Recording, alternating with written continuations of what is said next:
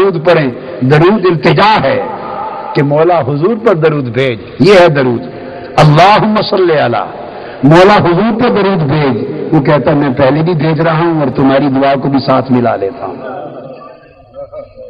درود میں التجا ہے، سلام میں انشاء ہے. سلام میں آدمی براہ راست حجاب ہٹا کر مصطفیٰ کی بارگاہ میں مخاطب ہوتا ہے. آقا سلام ہو، آقا سلام ہو. اور جب دعا اللہ کے حضور کرتا ہے، درود اللہ کے حضور دعا ہے، اس دعا کا اجر بھی خدا دیتا ہے. اور سلام بارگاہ مصطفیٰ میں جاتا ہے، جواب بھی مصطفیٰ کی بارگاہ سے آتا ہے. جیسی التجا ویسا جواب. تو جب امتی کہتا ہے حضور آپ پر سلام، اور سلام کا مطلب ہے سلامتی، تو جب مصطفیٰ کا جواب آتا ہے وہ کہتا ہے میرے غلام تجھ پر سلام، میرے غلام تجھ پر سلام، اور سلامت رہو میرے غلام، سلامت رہو. اور پنجابی میں سلامت رہو کا معنی میرے غلام جیویں، جیویں میرے غلام، جیویں میرے سونے، جیندہ رہو، سلامت رہو، آباد رہو. قربان جائیں اس عاشق کو ساری معراج مل گئی جب یار نے مسکرا کے جواب کہہ دیا، محبوب نے جواب کہہ دیا کہ تو بھی سلامت رہے. اس کو سب کچھ مل گیا، اس کو سب کچھ مل گیا. لہذا کثرت کے ساتھ درود و سلام پڑھا کریں. اور یاد رکھ لیں ہر عبادت کے لیے شرط ہے. نماز، روزہ، حج، زکوٰۃ، کل عبادتیں حضور کا فعل ہے. نماز اللہ نے نہیں پڑھی، بولیے کس نے پڑھی؟ حضور نے. یہ حضور کی سنت ہے. حکمن فرض ہو گئی، حکمن فرض ہو گئی، فعلاً حضور کی سنت ہے. روزہ اللہ نے نہیں رکھا، حضور نے رکھا، حضور کی سنت ہے. حج اللہ نے نہیں کیا، حضور نے کیا، حضور کی سنت ہے. زکوٰۃ اللہ نہیں دیتا، حضور نے دی، حضور کی سنت ہے. حکمن فرض ہوئی، فعلاً ساری عبادتیں کس کی سنت ہے؟ حضور کی سنت ہے، نبی کی سنت ہے. ٹھیک ہے. اور درود و سلام اللہ کی سنت ہے.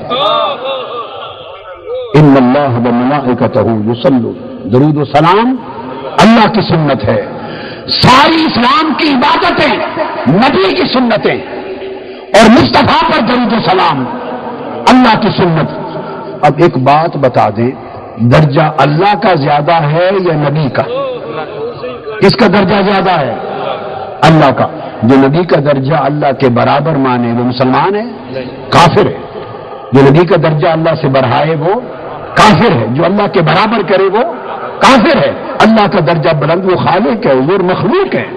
تو جس طرح اللہ کا درجہ نبی سے بلند ہے، اسی طرح اللہ کے فعل اور اللہ کی سنت کا درجہ نبی کی سنت سے بلند ہوگا.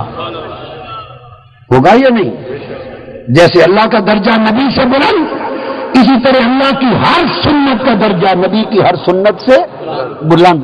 اور فرق یہ ہے سنت اور شریعت میں، اللہ کی سنت اور شریعت میں ہر نبی کو اللہ نے اپنی شریعت دی. آدم علیہ السلام سے لے کر حضور تک رب کی شریعت ہر دور میں بدلتی رہی. شریعت بدلتی رہتی ہے مگر رب کی سنت بدلا نہیں کرتی.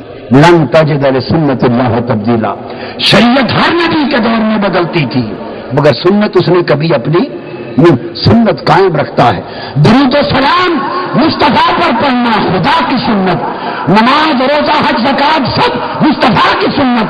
جس طرح خدا کا درجہ نبی سے بلند، اس طرح خدا کی سنت کا درجہ نبی کی سنت سے بلند. تو جب خدا کی سنت کا درجہ نبی کی سنت سے بلند ہوا تو ساری عبادتیں سنت مصطفیٰ ہیں، درود و سلام سنت خدا ہے.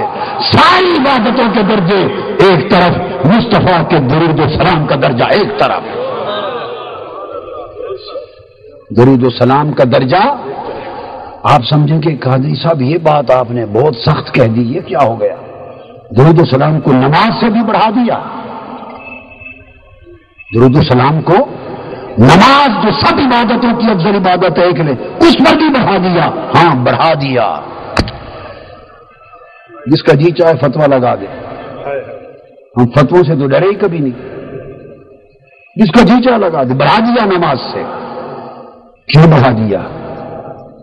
سادہ بات سمجھاتا ہوں، ایک جٹ آدمی بھی، ان پڑھ بندہ، ہل چلانے والا بھی سمجھ لے. اس لیے بڑھا دیا. آپ ایک ڈش بھی لیتے ہیں، ڈش کیا بولتے ہیں آپ؟ ٹرے لے رہے، ٹرے، ڈش. اس ڈش میں شاندار کھانا پکا کے رکھتے ہیں نا، بولیے ہیں؟ رکھتے ہیں نا. اب وہ ڈش خالی بھی پڑی ہو اور پھر اس ڈش میں یا اس جیسی ڈش میں شاندار کوئی کھانا بنا کے رکھا ہو تو کس ڈش کی قیمت زیادہ ہوگی؟ کھانے والے کی یا خالی ڈش کی؟ تو قدر و قیمت زیادہ کس کی ہوئی، ڈش کی یا کھانے کی؟ ڈش ظرف ہے، کھانا مظروف ہے. ڈش بنائی کھانے کے لیے گئی ہے، کھانا ڈش کے لیے نہیں بنایا گیا. کھانا ڈش کے لیے، کھانا ٹرے کے لیے، پلیٹ کے لیے نہیں بنایا گیا. پلیٹیں ڈشیں سب کھانے کے لیے بنائی گئی. کھانا مقصود ہے، ڈشیں اس کی خادم ہیں. ارے جو چیز جس میں رکھی جائے وہ مقصود ہوتی ہے اور جس کے اندر رکھی جائے وہ خادم ہوتی ہے. نماز ڈش ہے، مصطفیٰ پہ درود و سلام اس کے اندر رکھا گیا ہے. نماز ڈش ہے، برتن ہے، اس برتن کے اندر رکھا گیا. السلام علیکم ایھا النبی ورحمۃ اللہ وبرکاتہ. اس نماز کے اندر رکھا گیا. اللہم صلی علی محمد وعلی آل محمد کما صلیت علی ابراہیم وعلی آل ابراہیم انک حمید مجید. تو درود و سلام کو نماز کی ڈش کے اندر سجا کے پیش کیا گیا. خدا کی قسم اگر درود و سلام نہ پڑھو نماز رد کر دی جائے گی. رب کہتا ہے میں تو تمہاری نمازیں بھی مصطفیٰ کے درود و سلام کے صدقے قبول کرتا ہوں.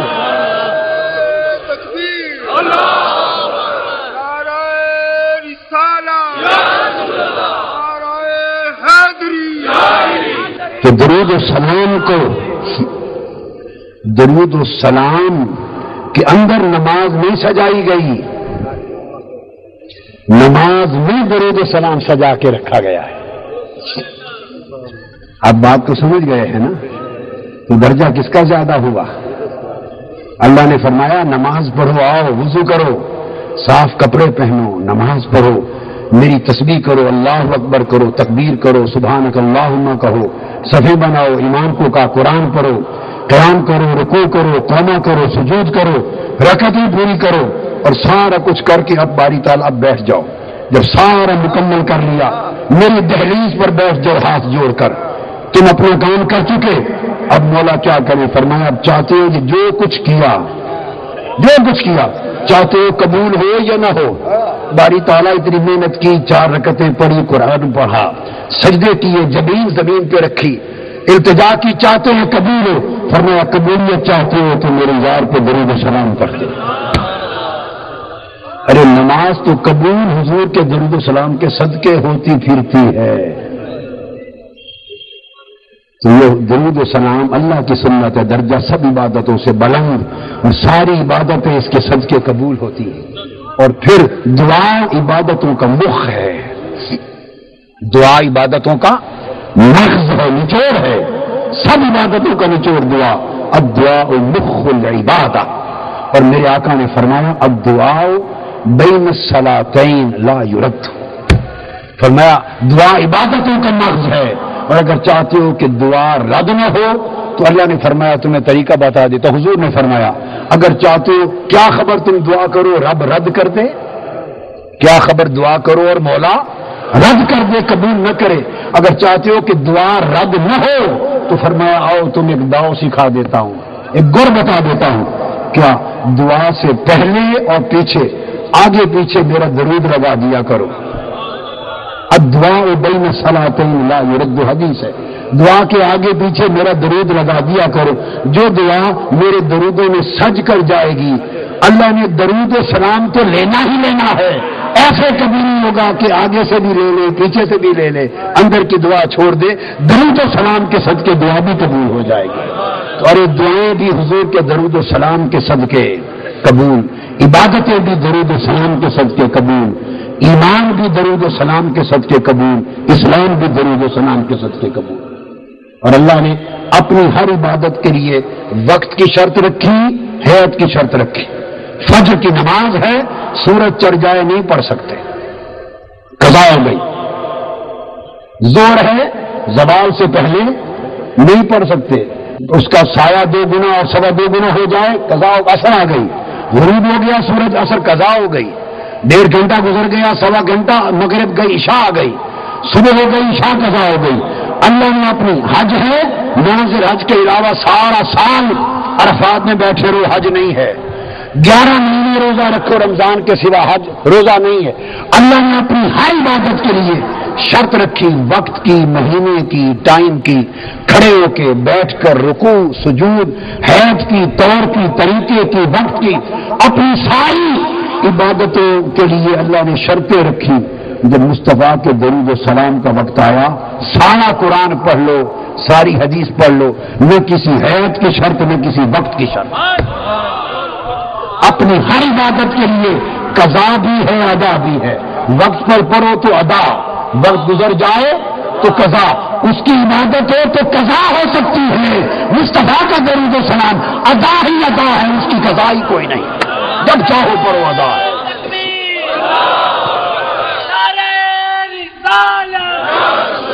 پھر رب کی نماز ہے، اسی زبان میں پڑھو جس میں دی گئی تو قبول، اردو میں ترجمہ کر کے کھڑے ہو کے پڑھ لو تو قبول، بس اسی زبان میں قبول ہے، کسی اور زبان میں قبول نہیں۔ حضور کا درود و سلام ہے، چاہے عربی زبان میں پڑھ لو نثر میں، چاہے امام بصیری کی زبان میں پڑھ لو، چاہے اعلیٰ حضرت امام محمد رضا کی زبان میں پڑھ لو، یہاں زبان کی پابندی نہیں، بس یار پر سلام پڑھو، میں قبول کرتا ہوں۔ چاہے کھڑے ہو کے پڑھو، چاہے بیٹھ کے پڑھو، چاہے تنہا پڑھو، چاہے مل کے پڑھو، میرے محبوب پر جس طرح بھی درود و سلام پڑھو، مل کے پڑھا کرو، میں بھی فرشتوں کے ساتھ مل کے پڑھتا ہوں۔ تو یہ لب لباب ہوا حضور کے صلاۃ و سلام کا۔ اللہ تبارک و تعالی ہمیں اس کی معرفت بھی عطا کرے اور اس سے ہمارے ایمان کو اور زندگیوں کو مزین بھی کر دے۔ وما علینا الا البلاغ۔ یاتی نذیرک فی نظر مثل تو نشد پیدا جانا، جگ راج کو تاج تورے سر سوہے تجھ ہی کو شہ تو سرا جانا۔